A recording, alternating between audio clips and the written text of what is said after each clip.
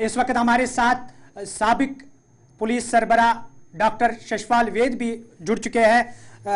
वैद जी, programme में आपका खैर मकदम है। और सबसे पहले जम्मू कश्मीर की सूरत हाल की हम बात कर रहे हैं और इस वक्त शहर श्रीनगर की बात हो रही है, जहां पर अभी कुछ देर पहले ग्रेनेड धमाका हुआ, 20 से ज्यादा लोगों के जख्मी होने की खबर भी मौसूल हुई। कल शहर श्रीनगर के एक इलाके में एनकाउंटर हुआ जहां पर लश्कर का एक कमांडर भी मारा गया।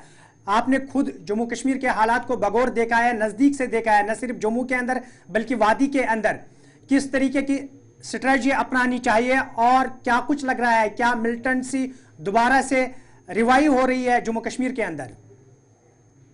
देखिए, ऐसे ही संकेत लग रहे हैं कि पाकिस्तान को यहाँ का अमन, पीस, शांति बर्दाश्त नहीं हो रही। और जिस तरह से खानियार में कल कितने सालों के बाद में खानियार में इस तरह का एनकाउंटर हुआ, और आज संडे मार्केट जहां काफी भीड़ होती है, आप जानते हैं टीआरसी के सामने वो पूरा पोलो व्यू के साथ पूरा वो मार्केट लगती है, और इतने लोग वहां शॉपिंग के लिए आते हैं, कुछ ना कुछ खरीदते हैं। तो इस तरह का ग्रेनेड हमला बहुत अरसे के बाद मैं सुन रहा हूँ, और इस तरह की सिविलियन कैजुअलिटी, मुझे लगता है कोशिशें की जा रही हैं। जो 370 हटने के बाद नैरेटिव था कि हालात कश्मीर में बेहतर हुए, उसको बदलने की कोशिश की जा रही है, हालात को बिगाड़ने की कोशिश की जा रही है। कुछ लोग अंदर आए हैं, इसमें कोई शक नहीं है, तभी ये इंसिडेंट हो रहे हैं। आपने देखा सोनामर्ग में अटैक हुआ और 7 लोग वहां मारे गए, फिर गुलमर्ग में हुआ, अनंतनाग में कल 2 टेररिस्ट मारे गए। ये सारे फॉरेनर हैं, लेकिन इनकी मदद कोई ना कोई लोकल तो कर ही रहा है। बिना लोकल मदद के आप संडे मार्केट में आके ग्रेनेड फेंकना तो नामुमकिन सा बात लगती है। और पहले जम्मू में कोशिश की गई इलेक्शन से पहले हालात को बिगाड़ने की, जब यहाँ सिक्योरिटी फोर्सेस ने इसको कंट्रोल किया तो आपने देखा किस तरह से अब कश्मीर को डिस्टर्ब करने की कोशिश की जा रही है, ताकि जो वहाँ हालात सुधरे थे उनको कैसे बिगाड़ा जाए। तो एक बहुत बड़ा चैलेंज रहेगा, तो खासकर जम्मू कश्मीर पुलिस और वहाँ की एसओजी, उनकी पहले जिम्मेवारी है ये लोग आइडेंटिफाई करना। आर्मी और सिक्योरिटी फोर्सेस तो लड़ाई में हैं साथ, लेकिन मैं इसको प्राइमरी जिम्मेवारी लोकल पुलिस की और वहाँ के एसओजी की समझता हूँ। जी अच्छा वैद जी, जिस तरीके से लगातार हमलों में जब इजाफा देखने को मिल रहा है, तो क्या कुछ इकदाम करने चाहिए ताकि ऐसे वाकये आने वाले वक्त में पेश ना आए? जी, ऐसा है कि ग्रेनेड फेंकने वाला जो वारदात है उसके लिए सरप्राइज फ्रिस्किंग और चेकिंग होना बहुत जरूरी है। नाकास का लगना बहुत जरूरी है, क्योंकि आदमी चेहरे से तो दिखता नहीं है, बिल्कुल नॉर्मल अंदर क्राउड में कौन टेररिस्ट है, किसके पास ग्रेनेड है, ये पता करना बहुत मुश्किल होता है।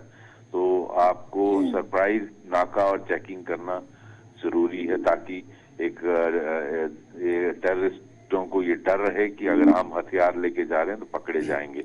ये इम्पोर्टेंट है। दूसरा, इंटेलिजेंस नेटवर्क पर कंट्रोल करना उसको आपको एक्टिवेट करना पड़ेगा कि ये कौन लोग हैं, और उनको आइडेंटिफाई, इसका सोल्यूशन यही है कि उनको आइडेंटिफाई करके उनको जल्दी से जल्दी न्यूट्रलाइज किया जाए, ताकि इससे पहले कि ये और नुकसान करें वो यहाँ से उनको आउट ऑफ सर्कुलेशन। वैद जी, हमारे साथ पूर्व आईजीपी जो थे जम्मू कश्मीर के अभी बात कर रहे थे, तो उन्होंने कहा कि जब ऐसे वाक़ात रोनमा होते हैं ग्रेनेड के मामले श्रीनगर के अंदर, तो बहुत सारे एंगल से देखना पड़ता है। और माजी में हमने देखा कि शहर श्रीनगर के अंदर जब ग्रेनेड धमाके हुए तो फिर जब उसकी जांच पड़ताल पूरी हुई तो यही पाया गया है कि कुछ बिजनेस कम्युनिटी के लोग इसके पीछे हैं, ताकि यहाँ से बिजनेस मनाली की ओर डाइवर्ट हो। क्या ऐसा भी हो सकता है कि ऐसे एंगल से भी देखा जा सकता है? मुझे लगता है इस तरह की चामाकोइयां होती हैं, लेकिन आई डोंट थिंक इस पे आदमी को स्पेकुलेट करना चाहिए, क्योंकि जब तक आप हार्ड इंटेलिजेंस पे काम ना करो, आपको पता ना चले कि कौन है, तो आप नियत किसी की जान नहीं सकते किस लिए कर रहा है। ऐसी कुछ लोग ऐसी गंदी हरकतें कर सकते हैं, लेकिन पुलिस की जिम्मेदारी है उनको आइडेंटिफाई करना और ऐसे लोगों को पकड़ के सजा देना अगर ऐसा है। लेकिन मैं समझता हूँ पहले स्पेकुलेट करना गलत बात है।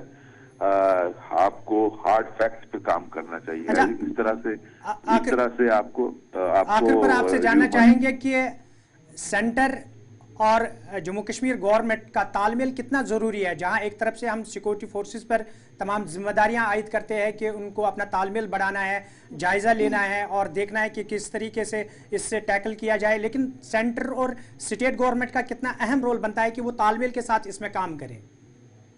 देखिए, ऐसा है कि हालांकि लॉ एंड ऑर्डर और सिक्योरिटी जो है वो जिम्मेवारी सेंट्रल गवर्नमेंट की डायरेक्टली है। अभी तक का जो सिस्टम है जो आपने निकाला है ऑर्डर रिस्पॉन्सिबिलिटीज का, उसमें लेफ्टिनेंट गवर्नर साहब ही यूनिफाइड कमांड को कंट्रोल करते हैं।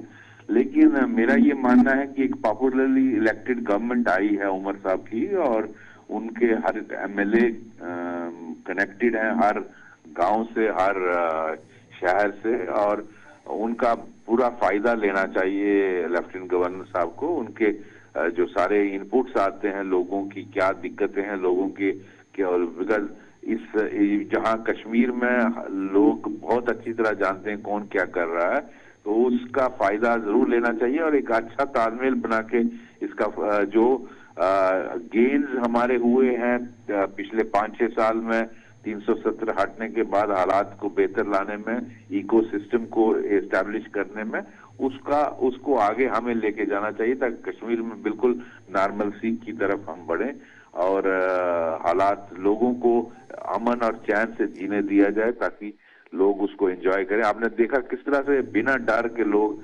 इलेक्शन में आए और 60-65% पोलिंग। बिल्कुल, चलिए आपका बहुत बहुत शुक्रिया। शशपाल वैद जी हमारे साथ थे जो साबिक पुलिस सरबराह रह चुके हैं जम्मू कश्मीर के अंदर, और उन्होंने अपने ख्यालात का इजहार करते हुए कहा है कि उनका मानना है कि मरकजी सरकार को और एलजी इंतज़ामिया को जो इस वक्त इलेक्टेड पॉपुलर गवर्नमेंट है उन एमएलएज के साथ मिलकर काम करना चाहिए ताकि जम्मू कश्मीर में अमन अमान जो है वो कायम किया जा सके। लेकिन हम बात कर रहे हैं जो टीआरसी के अंदर ग्रेनेड धमाका हुआ और अभी तक की जो तफसीलात हमारे पास है, जख्मी जो है सभी जो है अस्पताल के अंदर इलाज मुआवजा सबका चल रहा है और सभी की हालत बेहतर बताई जा रही है, और यहाँ पर टीआरसी के अंदर तमाम तर चीज़ों का जायजा लिया जा रहा है, खंगाला जा रहा है कि आखिरकार इस मसरूफ तरीन इलाके में बहुत सालों के बाद ये धमाका कैसे